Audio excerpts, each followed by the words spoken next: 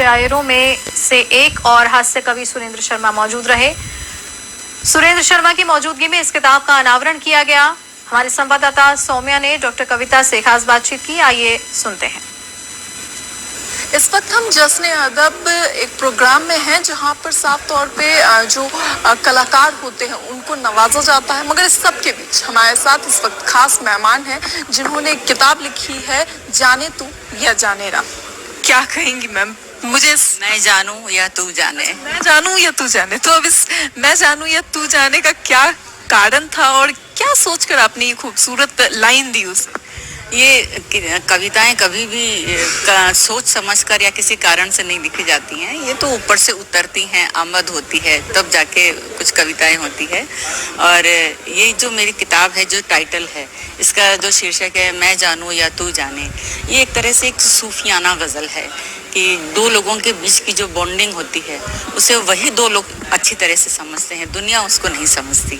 जो अपनापन, जो लगाव दो लोगों के बीच में होता है, वो केवल वो चाहे आत्मा हो, परमात्मा हो, मेल हो, फीमेल हो, जो भी हो, तो वही दो लोग उस चीज़ को महसूस कर सकते हैं।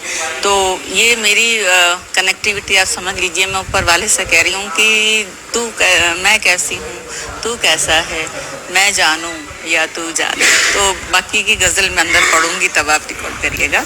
अभी क्योंकि बात जब गज़लों की होती है तो कुछ ऐसे शब्द होते हैं जो जनता को एक दिल से दूसरे दिल तक अटैच करते हैं, तो आपने क्या अटैचमेंट महसूस की इसे लिखते वक्त, या क्या दिल में आया आपके जब आपने इन गज़लों को लिखा और इन्हें पन्ने पे उतारा?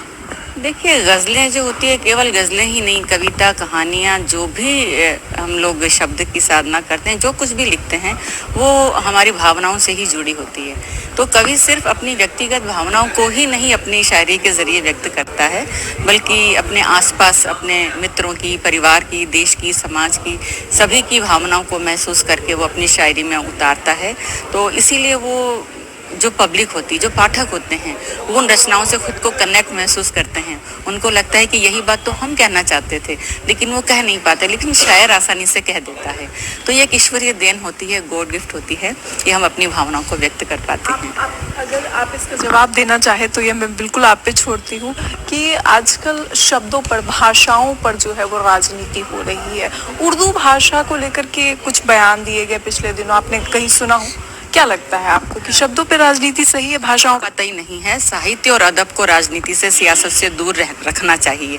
मेरा ये मानना है कि शब्द पर सभी का अधिकार है, शब्द को बरतने का, लफ्ज़ को बरतने का, वो किसी भी भाषा का हो। शब्द ब्रह्म होता है, उसका सम्मान होना चाहिए, किसी भी भाषा का हो। और मेरा कार्यक्रम शुरू होने वाला है, आइए आप जुड़िए। तो साफ तौर पे ये थी हमारे साथ कविता जी, और जिस तरीके से लगातार इन्होंने जो एक कला को लेकर के बात रखी, और लगातार जिस तरीके से कला को लेकर के राजनीति होती है, या फिर कहूँ कि भाषा को लेकर जो राजनीति हो रही है,